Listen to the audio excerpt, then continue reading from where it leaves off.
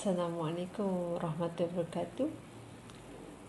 Hari ini saya akan berkongsi apa yang perlu dilakukan bagi individu ataupun syarikat untuk menuntut hutang yang tidak dibayar.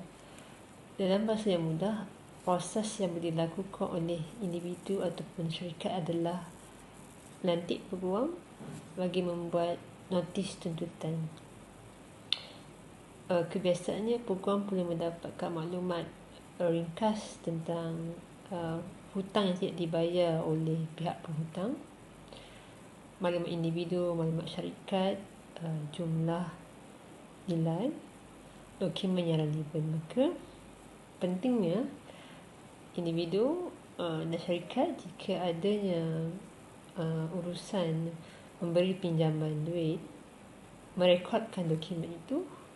Jika adanya pelanggaran terma kontrak, ia boleh dikuatpaksakan dengan bermula menghantar notis tuntutan kepada pihak yang berhutang.